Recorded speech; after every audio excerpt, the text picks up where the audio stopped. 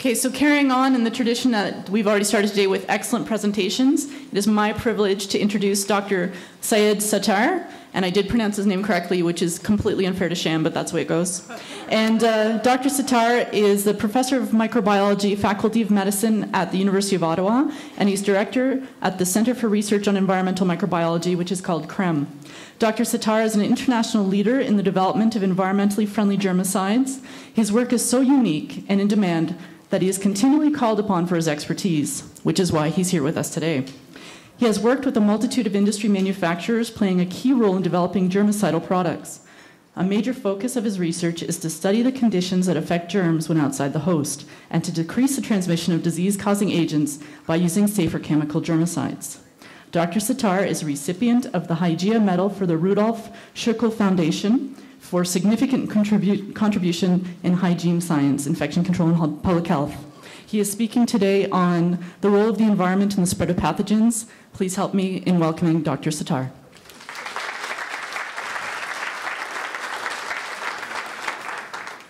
Let me say good morning, everybody.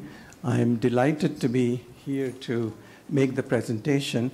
But when I'm in a sitting like this with two screens, I'm reminded of what I read some time ago. It said, if you want to starve a donkey to death, place him right smack in the center of 2 bales of hay. So I never know where to look sometimes, and I guess I am not sitting in the audience. It's for you to figure that out.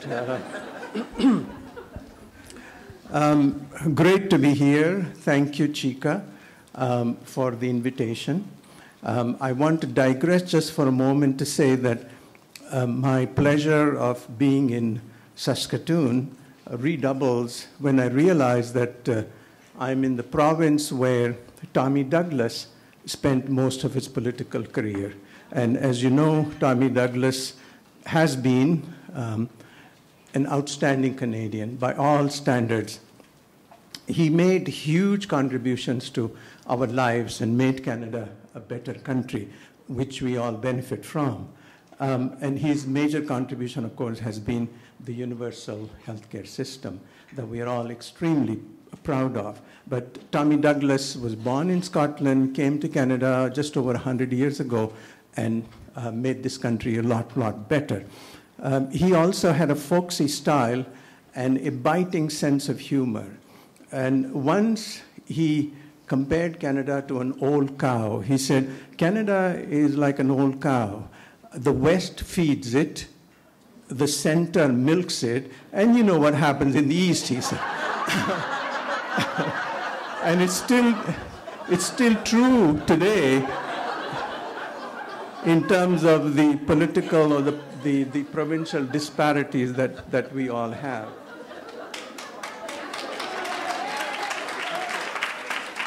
Thank you, thank you.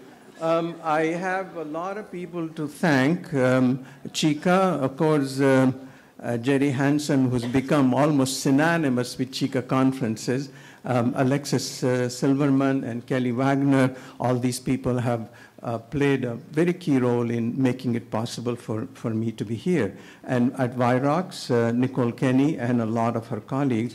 And at my own center, my students and staff, who are essentially the backroom boys and girls who do a lot of the work that I'm so able to proudly present at conventions all over the world. This is a self-explanatory slide, but I do want to say a couple of words in the sense that some 40 years ago, when I was starting my career at the University of Ottawa, a little over than that, I decided that I needed to create a balance between academic research and applied research, and that decision has really stood me well over all these years. And in the process, I have interacted with nearly 100 different companies, small ones, big ones, really big ones, and I have not regretted that experience at all. And I think I'm richer for it. But of course, when we interact with any company, we do it on our terms with certain very well-defined ethical considerations behind. But I must say that also in the kind of work that I'm in, which has a very strong applied angle, I would not have been able to accomplish all the things that I have been able to do without proper partnering with government agencies, with standard-setting organizations, with other researchers, and with the private sector. So this is just a matter of background for you. However, I will refrain from mentioning any specific products or processes just to avoid any conflict of interest. I would like to introduce certain aspects of pathogens to you, and I'm quite sure that this is really preaching to the choir to some degree, but I want to refresh your minds about certain aspects that you may not have been paying enough attention to. And I also and I also want to remind you about the attributes of pathogens that allow them to survive and spread indoors. And those considerations are important to understand before we go on to talk about interrupting the spread of pathogens indoors. And then the factors, or at least give you some examples of pathogens that I'm quite sure all of you are familiar with, again, to use them as familiar entities to be able to illustrate a couple of points that I want to. And then what it is that we need to consider when we think about decontaminating environmental surfaces. We've just heard a marvelous talk from Shyam about all kinds of labels and all kinds of claims, but I want to give you my perspective from that of a microbiologist who has been working in infection control for a long time. Then I won't talk much more about chemicals for environmental disinfection because you've heard the story from me many, many times. But I want to talk to you about some of the newer technologies. Many of them might be entirely chemical-free. And then where are we at in terms of looking at those technologies? I want to give you my perspectives in terms of their strengths and weaknesses, and whether they really will amount to something or they are just going to be a flash in the pan kind of a situation. And then I want to conclude with some of my thoughts about all this. Now, we all know about frank or traditional pathogens. These are infectious agents that are put out into the environment from the bodies of either clinical cases of infection or people who may be asymptomatic. They themselves may not know that they are putting out pathogens into the environment. And these are, there are many, many, many hundreds of such pathogens that we are already familiar with.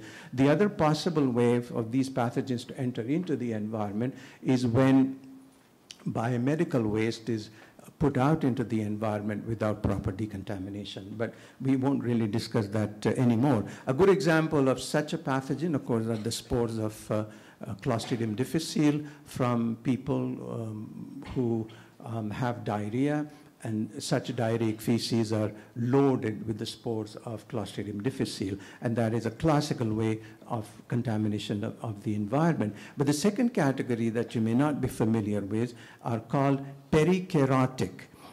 This is a term that I myself and a colleague of mine invented a few years ago, and it's a combination of two Greek words. Peri means environment, keratic is an opportunist.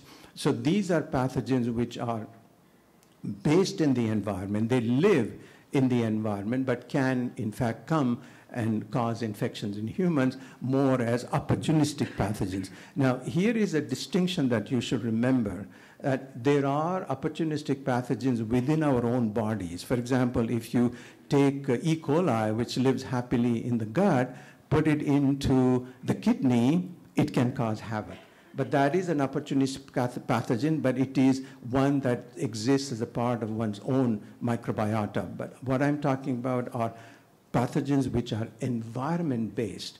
They grow in the environment, mostly in biofilms, and can periodically come and cause infections in humans, particularly in those people whose defense mechanisms are somehow compromised for medical reasons, for therapeutic reasons, and for age, and so on. And such environmental pathogens can be illustrated with the example of Legionella pneumophila as one species of the genus Legionella, which can grow in biofilms in the indoor environment and also in the outdoor environment. And the other category that, again, you may not appreciate, but you should begin to appreciate, is the category of environmental mycobacteria.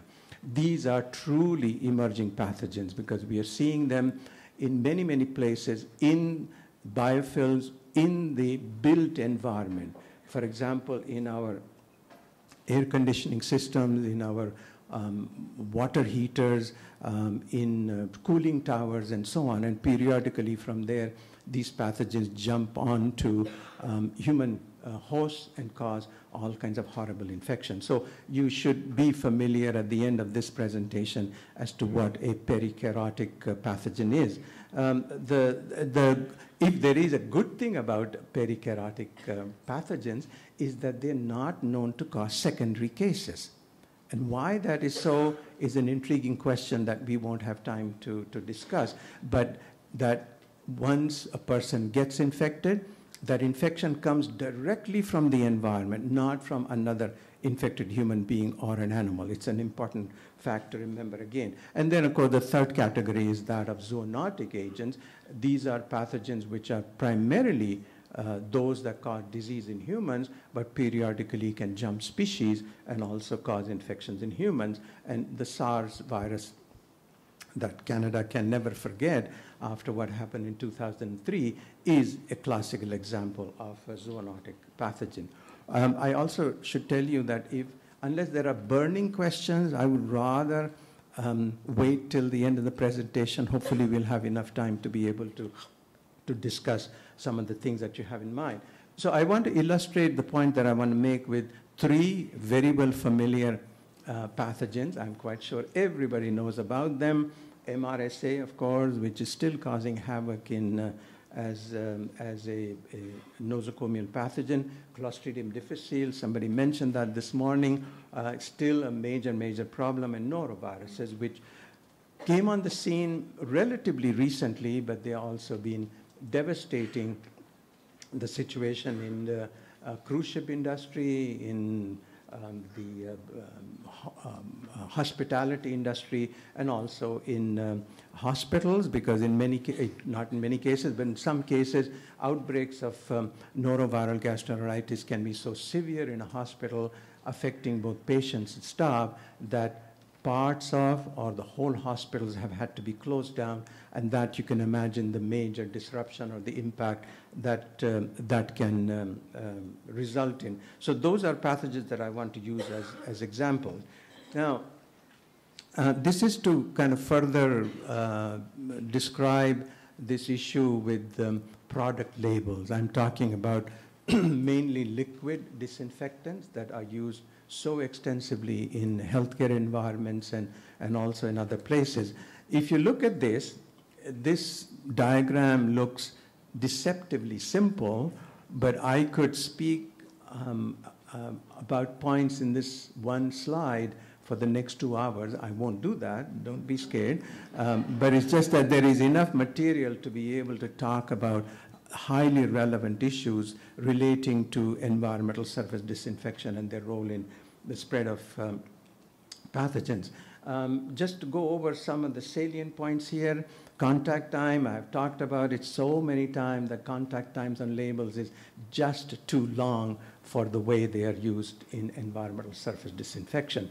Things are changing, things are getting better because the message is being heard. The other thing that I want to mention here is that of wiping action. In the vast majority of cases, disinfectants, liquid disinfectants, are applied on environmental surfaces, and then those surfaces are wiped with a wet rag or a mop or whatever. The mop or the rag could be pre-wetted or is wetted, or something sprayed onto a surface, and then you follow it up with wiping with a dry rag. In spite of all that, label claims are hardly ever based on the wiping action included. So when you're wiping something, you're doing two things. You're combining the action of that disinfectant, which is a chemical, plus the physical action of wiping. The two together actually can help the decontamination of that surface. So, but the testing and the label claims that are based on that the labels are based on hardly ever are generated with the wiping action included. There is a good reason for it, and that is that there are no recognized international test methods which in fact can measure the role of wiping in surface decontamination. And we are correcting that, and probably if I am going to be talking next year at a convention such as this, I will have all kinds of wonderful data, because we have invented a new machine which controls for all the actions during wiping. That is the contact time, the pressure, and the number of strokes, the direction of the strokes, and so on, so that we can actually measure what the wiping action produces or adds to decontamination when such claims are to be made. The other factor to remember when we are talking about wiping is that when somebody is wiping a surface in a normal situation, the contact time between the wipe containing the microbicide is extremely short. It's a matter of a few seconds, not 10 minutes or not 5 minutes. So one has to measure the microbicidal activity with a short contact time in mind. The other thing that happens during wiping is that the volume of liquid that you are using for the wiping action, only a small fraction of it actually comes in contact with the surface, and the volume can be a fraction of a microliter over a unit surface area. So we are adding the physical action of wiping, which is a good thing, but at the same time, we are reducing the contact time, we're also reducing the volume that is to be brought in contact. So when we buy products such as an environmental surface disinfectant, you're doing it based on data generated without the wiping action involved. And I believe that this is a very major gap or a flaw in the way we do things. There are other aspects. For example, a lot of the testing is done without a proper soil load. And under no circumstances are microorganisms or pathogens are totally free-floating. They're always present in one kind of body fluid or another, or they're attached to particles of dust. So there is, in fact, a demand on the disinfectant when you are dealing in field situations with the decontamination of pathogens, but this part is also not taken care of in the actual testing in many, many cases. The surface itself has a demand of its own. So the moment you put your disinfectant onto a surface, irrespective of whether it's contaminated with pathogens or not, it also has a demand. It soaks up a part of the activity of the disinfectant, which is also not taken into consideration in the testing. So there is a whole variety of things that one needs to be aware of. As I said, I don't want to spend too much time on it. But the crucial question is, can pathogens be spread via environmental surfaces? And of course, there is an enthusiastic yes, if we can come up with an answer. But if I were to conduct a straw poll of an audience such as this, probably every one of them would also say yes. But at the same time, I must tell you that you will do so, or many of you would do so, with a certain degree of hesitation and a certain degree of trepidation, because you're not sure, because you're caught often in this professional responsibility of making sure that whatever hospital or nursing home you work in has its environmental surfaces being properly disinfected. But at the same time, in the back of your mind, you have some concerns about environmental safety, the workplace safety, and also not being sure about how good that product that you're using is doing where we are using it. So that, I think, is a realization that is healthy, has got to be there, because that shows a certain critical part of your thinking. So as long as you're not doing it blindly, we will never see any improvement in the situation. You must begin to question as to what these claims mean when a sales representative comes to you with this product which is almost magical. Don't be swayed by it. You have every right to be able to ask critical, pointed, awkward questions. And you need to seek those answers. And it is my job to kind of keep probing and poking about this particular aspect, because I have nothing to lose when I do this. The direct evidence for the role of environmental surfaces in the spread of infections is not available, and that is the truth. But why? It is because to design field studies where you would be able to say that this particular desktop in a hospital or the bed rail in a hospital was responsible for giving rise to so many cases of nosocomial infections, such data is virtually impossible to produce because of the multiple variables that one has to contend with. And to be able to do something like this will take huge amounts of money and time and effort in a situation where resources are already lacking. So one needs to make certain decisions from indirect evidence that is available, mostly based from laboratory studies or well-designed field studies. When you look at the bottom line from such studies, you will be convinced that, yes, environmental surfaces, particularly the high-touch surfaces in critical areas of hospitals or patient wards, can in fact spread infections if they are contaminated and in fact have surviving nosocomial pathogens in them. So the objective here, if you recognize that particular fact, is to reduce the level of whatever pathogens there are to as safe a level as possible. What is a safe level is again hard to define, but you need to reduce it as reasonably low as possible. By doing so, you need to also combine the role of antisepsis or hand hygiene, because you cannot do it in isolation of one from the other. So this is the kind of faith, if you like. That's a nasty word in talking about scientific issues, but there has to be a certain element of faith in being able to then carry forward. Okay, so do all pathogens that we know of spread or can spread through environmental surface contamination? No. There is a simple answer and a direct answer.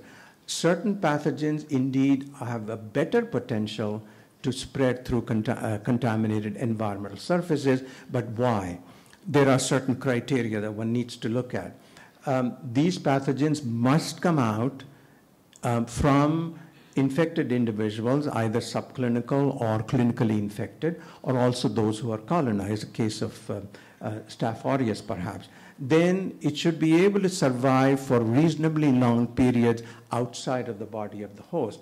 If a pathogen, no matter how horrible it is, doesn't really survive well in the environment, it has a very low potential to be able to spread by environmental means. And this is what happened in the case of HIV, which is a horrible pathogen, but I'm not sure that there are any documented instances where HIV has been shown to spread through contaminated environmental surfaces.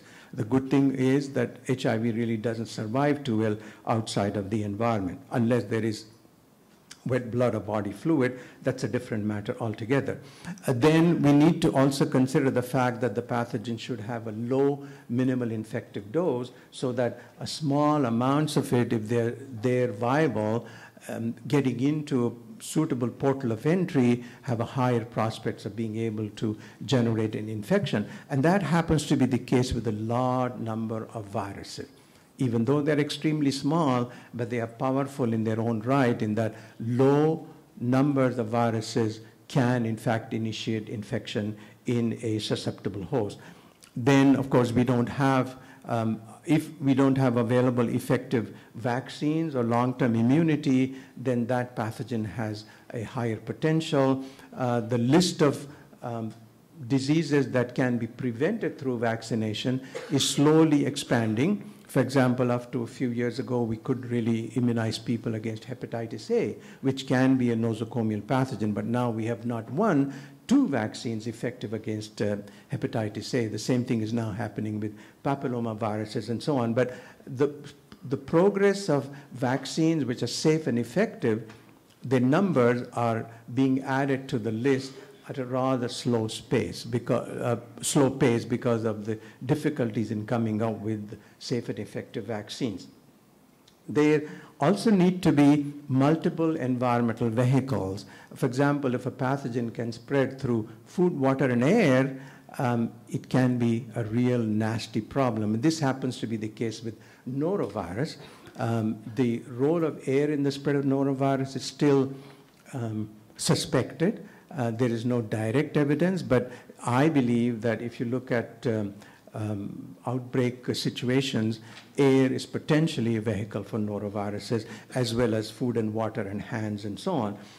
So these are the factors. And the last point I want to make is the relative resistance to disinfectants and antiseptics. If there is a pathogen, even if you assume that HIV can do so, spread through the environment, not only is it a fragile virus, but it's also a fragile virus in terms of its susceptibility to many different kinds of chemicals, including simple detergents. So the potential then goes further down in its ability to spread through environmental surfaces.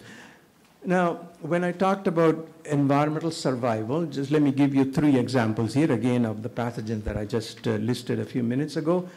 This is a wonderfully comprehensive study. It's a fairly recent study from a university in the UK, where they were able to take more than 40 different strains of methicillin-sensitive and methicillin-resistant Staphylococcus aureus and looked at all aspects of genetics and protectants and so on in its ability to withstand desiccation. They found that irrespective of whether there was this resistance, so antibiotic or not, the desiccation profile did not change, meaning that if there is MRSA, you don't have to worry that it's going to withstand drying better than the sensitive strain. So they all seem to be at the same level.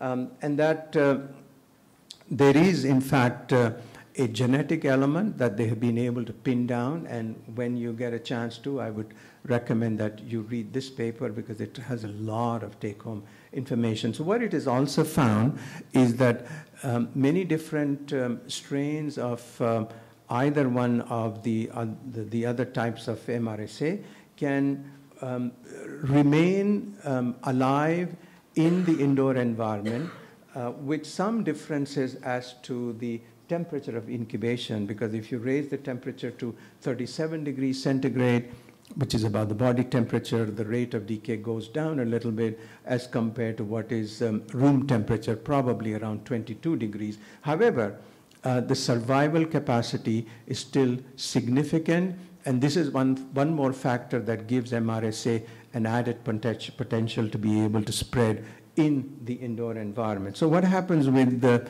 something like norovirus? This is a recent study from Japan.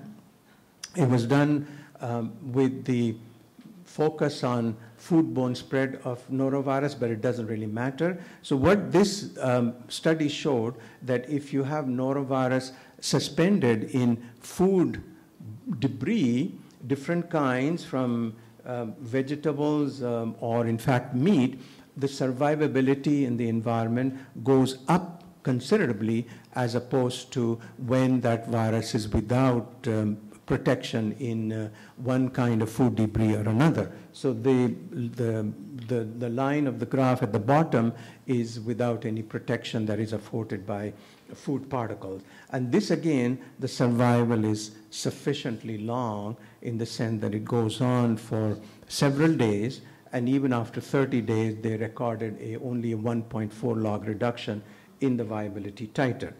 Now here is a granddaddy of them all in the sense that the spores of Clostridium difficile are extremely hardy in terms of the survival in the environment. This particular graph is based on our own studies, where this was published last year along with a lot of other data about Clostridium difficile spores. We were able to show that in the indoor environment, Clostridium difficile spores suspended in a soil or an organic matter to simulate the presence of fecal material, these things just go on surviving for months and months and months. And we calculated that the rate of reduction in the viability of the spores was only 0.1 log per month, which is extremely slow. And it's not altogether surprising in the sense that spores are among the hardier form of bacterial spores anyway, are among the hardier forms, biological forms. So when you have C. difficile contamination, there can be no argument that they will survive for prolonged periods. As I said, I want to talk a little bit about the issue of some of the newer technologies. Again, I'd be happy to supply you with more details. I have a reading list that I can again supply you for you to be able to look at that. But let me just tell you very quickly in terms of general comments, the lot of the techniques that I'm going to go over very, very quickly in a moment have come from research done from the point of view of homeland security. I guess we all hate this business of homeland security one way or the other, but there are, I guess, some benefits that accrue from it, and one of them is the decontamination of the environment as a result of what they have been doing against anthrax, for example. But also warning here in that a lot of the things that I'm going to talk about are most of them anyway, are in the experimental stages. They're intriguing ideas. Some of them have great potential if they really are pursued, but others may be too early at this stage to be able to hold out much hope till more data is generated as to their capability.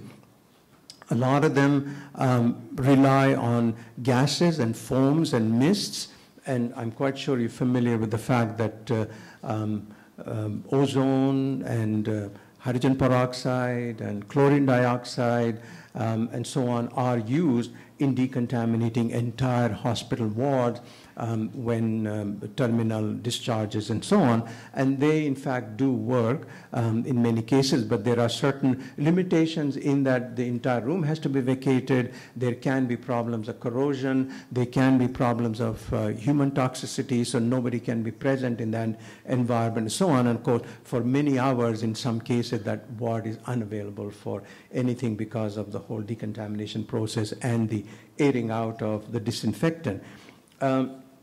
There is, in fact, again, some newer technologies that are being developed. I'm working on such a project right now, but perhaps next year, again, we'll have enough data to talk about that. You will hear later on, perhaps, so I won't spend too much time on this business of microbicide impregnated surfaces. Is a whole slew of products coming on the market which claim that the chemicals that are impregnated into these surfaces are microbicidal, and that simply by building countertops and so on with them that you will reduce the risk of spread of nosocomial pathogens. Then in some cases, the material itself is not made with microbicidal ingredients, but you can actually coat them, more like painting them with microbicidal chemicals. This technology is also developing very, very fast, including various kinds of paints which have claims for microbicidal activity. We don't know how broad the activity will be. We don't know whether it will indeed not entirely kill microorganisms, but simply injure them and promote development of mutants. These are questions that still are outstanding and must be looked at before we adopt these technologies. One thing that you will hear, if you already haven't heard, is this business of copper. Now the United States EPA has registered not 200, but 400 different alloys of copper, which the Copper Development Corporation claims to be self-sanitizing. That means you don't do anything, you just build a countertop or a door handle with one of these alloys, and that when bacteria or even viruses land on it, it has this microbicidal inbuilt action, and that surface actually self-sanitizes. And we can discuss this if you want to. It's gaining a lot of attention. There are 2 published studies, one from the UK and then one from the United States, where they have incorporated copper alloy surfaces in hospitals, where they have shown that the microbial load on those surfaces was significantly lower compared to other materials that you and I are familiar with in terms of stainless steel and so on. So this is something that is gaining a lot of momentum. One needs to really think about it very critically before we are totally convinced that this is the way of the future. Reactive surfaces are those which are very clever, where they in fact have a microbicidal demand on microbicidal activity on demand, and these are in very, very early stages of development. Something may come out of them pretty soon. So what you do is to start kind of a very low voltage electrical current, or in fact magnetize those surfaces for these pores to open, which have got microbicidal activity associated with them, and they claim to be able to kill pathogens. These are, as I said, are strictly in experimental stages. This very clever system uses a kind of a chemical which, when ordinary light falls on it, converts the ordinary light into a germicidal light and kills pathogens on that surface. It is very, very early, and in the sense that even spores which are put on there might take several days to show any reasonable degree of reduction. So we need to really wait for it to be refined, for it to become more readily applicable. High intensity light is gaining a lot of traction, where they claim that the light that is generated through these light emitting diodes is safe for humans but harmful to bacteria, and that they have been testing this in burn units and surgical units and so on. It's an invention from the UK, and now only recently have we started to see data published on it. UV light has been around for a long time, but it has had a huge revival of interest because the UV light technology has become extremely powerful and cheap and quite readily available. And I just want to give you one illustration of how UV lamp technology works. This was a couple of years ago, where we tested a freestanding UV generating device in an enclosure, where we sprayed spores of a bacterium and then let the machine do its job and looked at the effect of sporicidal action with and without the UV light. So on your right-hand side, you will see the spores in that environment without the UV lamp on, and on the other side, you will see the effect on the spores with the UV light operating fully. So you will see that there was, in fact, a very noticeable reduction in the number of spores.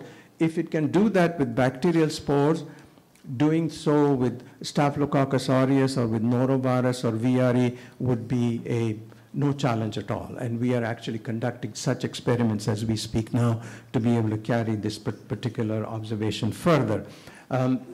Portable steam is also a good potential alternative. It has certain issues affiliated with it, but Dr. Dick Sutman is one of the ones who has done the study and published something on it, and I believe that it has certain chemical-free potential for being able to use it in that sense. This is the most recent paper with regards to surface decontamination. It is based on what is called micro-discharge plasma. At the moment, the device that this thing is tested is the size of a small microwave oven. So its practical application is limited at the moment, but it shows a great deal of promise. In fact, there are now studies and claims that even when you put your whole hand in this device, the surface is in fact decontaminated without harming the skin. It sounds almost science fiction, but this is where people are going. To wrap that up, healthcare associated infections are not going to go away for the foreseeable future, so we have that struggle on our hands, and that continues. And that we are going to have more problems with emerging microbicide resistance. We have lower vaccination rates with the revival of measles and so on as we see these days. So we're going to have more problems in the future. There's no question about it. Environmental surface disinfection, as opposed to vaccination or chemotherapy, can be a very effective, safe, generic way of being able to fight against hospital-associated or healthcare-associated infections. So I don't think that we can ignore that part of it. The other things may sound fancier, but let's stick with what is there, which is practical and easy to use, and in fact also generic in its nature. We need to combine that with better hygiene of hands to be able to achieve a further reduction in the impact from nosocomial infections. And thank you very much.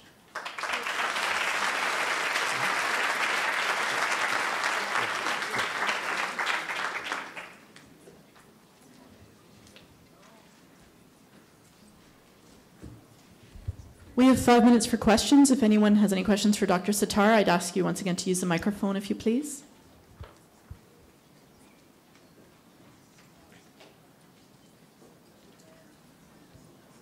Hi, my name's Craig with Alberta Health Services.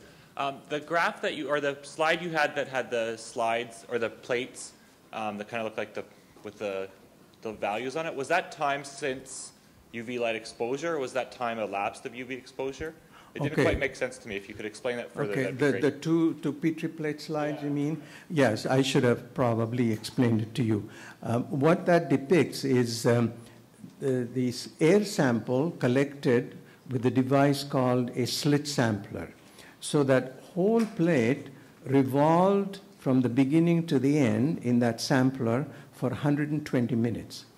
So in the beginning, where there was no bacterial colonies, was to make sure that the background was not contaminated, so you did not see any colonies in there. And then the next part of the pie was when the bacteria or the bacterial spores were aerosolized into the chamber. And the third part of the slide, you would see a sudden increase in the number of colonies, right? This is when the aerosols would become uniformly mixed into the air of that chamber. And then those numbers stayed essentially unchanged right to the end of the sampling, suggesting that the way we design the chamber, the particles remain uniformly suspended in that air to be able to then assess the impact of the UV light challenge. Okay? Dick Zoutman from Queens. Excellent talk, Dr. Sattar. Thank you. Where do you think we are in terms of understanding the infectious dose of C. difficile in particular, but maybe even MRSA? What's your view on that? Yeah, that's a hard question, and I don't think I can give you a straight answer because the modeling systems for which are still not fully developed. The best we can do is, of course, challenge them with animal models, but they really don't take you very far. And I have a basic problem with the experiments on determining the minimal infective dose. In each and every case, what we do is artificially neutralize the gastric pH and then challenge the animal, or in fact in human beings also, with that particular pathogen to be able to see how many of them would become infected. That doesn't really reflect the realities of the situation, except for when people have done such experiments with aerosol challenge for rhinoviruses, for example, because they don't have to contend with gastric acidity. So this remains an issue. For MRSA, the exposure is multifarious. As opposed to C. difficile, where the portal of entry is the mouth, I guess with MRSA there would have to be gradations in terms of what infectious dose for what part of the body and the infection itself. Thank you. Yes. I have a question. The practicality of the testing results that are required by Health Canada and the results that are therefore purported onto the labels and such. You mentioned in looking at the UV results that it was a very good result, yes, but it was very clearly not, let's say, a 6 log reduction or complete elimination of the spores. Do you have any sense of in practical terms, what people should be shooting for. It's very nice to try and achieve what the label says, but you've already mentioned that it's highly unlikely and almost impossible. What should people be shooting for to improve the situation? Okay. I can't speak to it in terms of decontamination of the air because there are no standards available. But if you were to look at what they want with anthrax spores, they want absolute zero, which is probably unrealistic, knowing that anthrax spores can occur naturally also in the environment. So that's a tall order to meet. For environmental surface disinfectants, let's take the recent example of C. difficile testing, which is mandated by the United States Environmental Protection Agency. They want to see a 6-log reduction, okay, which is a million-fold reduction. Now, that is attainable. It may surprise you, or it may not, that up until about 5 years ago, all the claims against C. difficile that were there on product labels were based on testing with the vegetative form of C. difficile. This is a part of the smoke and mirrors, I'm sorry to say. Sometimes companies want to get away with it. But we raised a lot of questions, asked the EPA some pointed questions, and the EPA was very receptive. They then issued a voluntary recall of those claims to say that no vegetative cells being killed doesn't mean anything, it's got to be the spores. And then in 2007, the EPA, 2009, the EPA issued a new guidance document, and Health Canada, I believe, now kind of follows suit. So it depends on the pathogen, but for most other environmental surfaces, the new standards that are going to be coming up will be 4-log reductions for vegetative bacteria. Thank you, Doctor. So just to expand on that answer very quickly, because the doctor was nice to let me go. So in your opinion, when we evaluate a sporicidal cleaning, either system, product, whatever, is it a legitimate question, challenging question to ask the supplier, when did you do these testings? And if they are older than 5 years old, if they've been approved for more than 5 years, to ask for more recent testing on the spores? Yes, yes, and also how the testing was done, because I understand that Health Canada is now in the process of revising their guidance document again, which was issued, the last version was issued in 2007. So I believe that it is in the process of revision. Whether it will be better or worse than what exists is an open question that they have decided not to involve people like myself, but it's representation from essentially the industry mainly. So I don't know what that impact will be. The last question. Yes, I was, you raised the whole issue of the value of the wiping action in terms of actually cleaning environmental services and healthcare.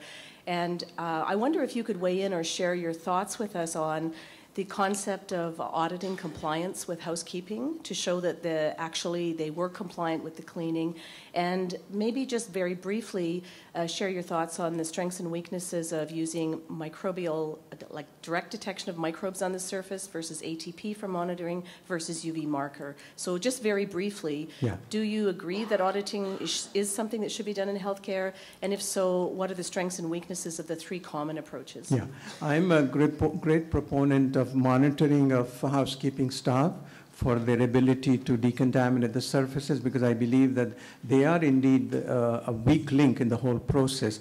And unfortunately, we don't spend enough resources in being able to train them or keep them in the profession that they have adopted to be in. There are issues with the ATP monitoring. We found that if you use a certain kind of quaternary ammonium-based product for environmental surface disinfection, it would interfere with the activity of ATP. So you're kind of working at cross purposes. I'm a great proponent of what Dr. Phil Carling has come up with, the DASO system, for being able to monitor the performance of people who work in housekeeping and so on. And I believe that that is a low-tech but a highly effective and a safe way of improving the decontamination of surfaces, which will in fact result in many rewards in terms of improving the control of hospital-associated infections. I'm sorry, no more time. Thank you very much.